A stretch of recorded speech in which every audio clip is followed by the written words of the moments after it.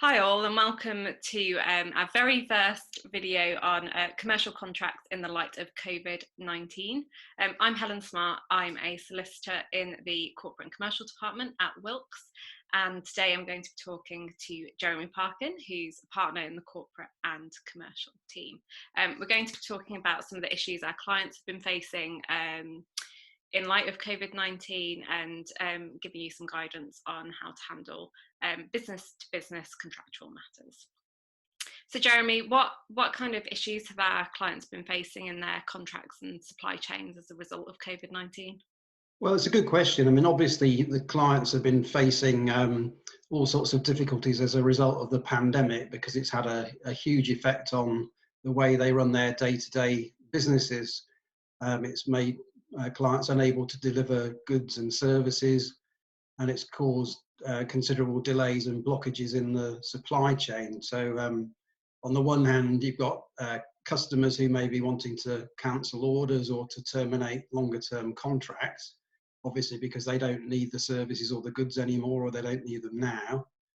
And on the other hand, you've got suppliers who are trying to justify delays in being able to deliver and seeking to avoid liability for any claims which may be brought against them because they're unable to fulfill their contractual obligations. And in certain circumstances, obviously, I think the terms of the relevant contract are just going to have to be varied because that's necessary to cater for the unprecedented circumstances which have been caused by the virus.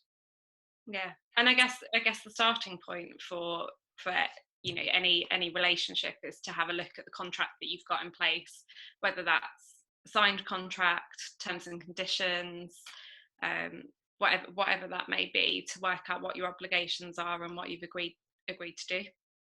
Yeah, that's right, and you've got to go back to the correspondence which set up the contract in the first place and look at the exchange of documents, whether terms and conditions were sent, acknowledgements of order or order forms, and that's the typical what we call the battle of the forms. So you have to look at the last document which was sent by one party to another before the contract was actually formed.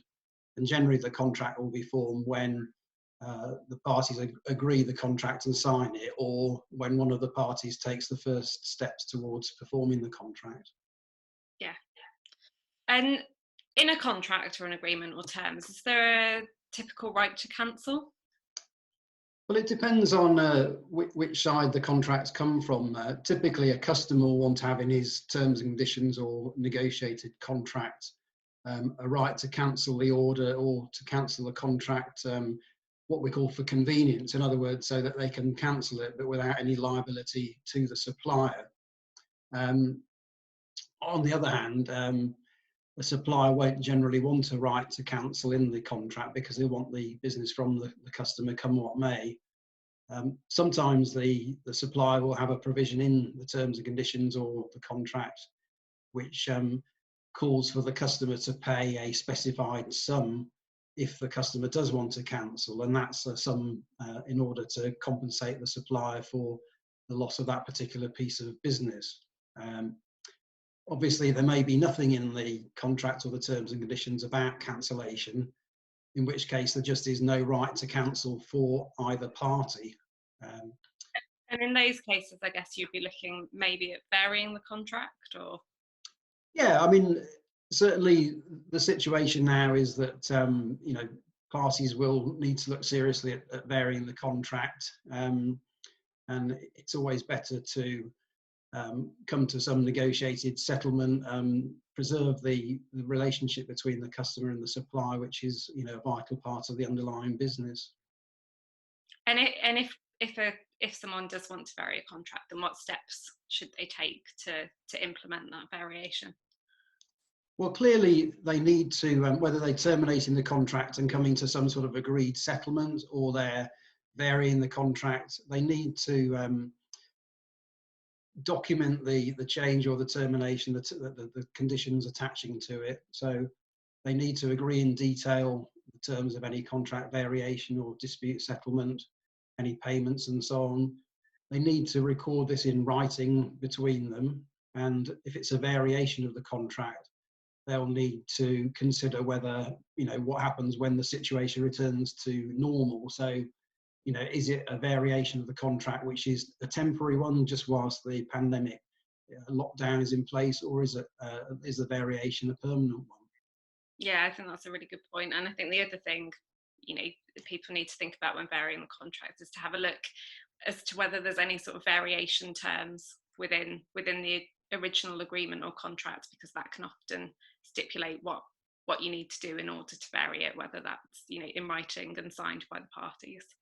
Yeah, and often that is the case, and the recent case law actually supports that. So it is more important now to go through the hoops which are set out in the contract variation provision in the agreement, because if you don't do that, the risk is that the variation won't be enforceable.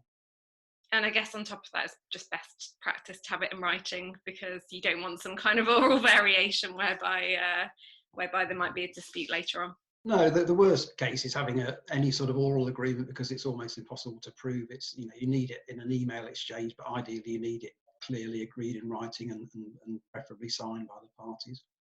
Yeah. And if a customer still wants goods and services but a supplier's not able to supply them at the moment, is there anything that can be done there? Well, again, you need to look to the contract, and in many sets of terms and conditions and other agreements and contracts, there's what's called a force majeure provision. The purpose of that provision is to relieve one party of liability where it's unable to perform its obligations under the contract due to what's called a force majeure event. And sometimes the clause will define what a force majeure event is. There might be a list such as acts of God, acts of war, strikes and so on. Might even include pandemics if you're lucky in this case. Sometimes it just refers to circumstances beyond the reasonable control of either party, and sometimes it's either or. So it's a question of looking at the clause in detail to interpret its meaning, to see whether it covers the pandemic and the effects of COVID-19.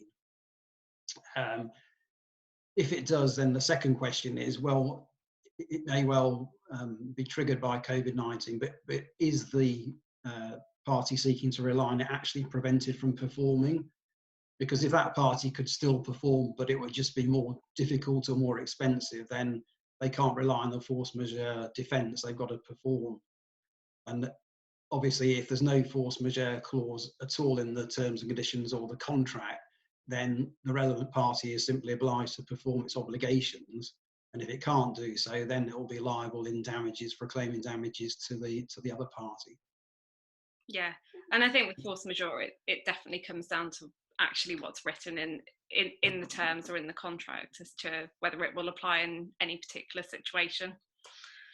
Yeah, because it's not a principle in English law. It's simply what you write into the contract. There's nothing outside the contract you can rely on under English law. So you just have to look at the wording in the contract and follow what that says. And I think, sometimes the clause will require you to notify the other party if there's a force majeure event and keep them posted. And always you'll be required to take reasonable steps to perform and to mitigate the effects of the force majeure event. So it's no good just thinking it's there. You can rely on it. You need to have a proper look at the contract and see proactively what you need to do in order to be able to rely on it.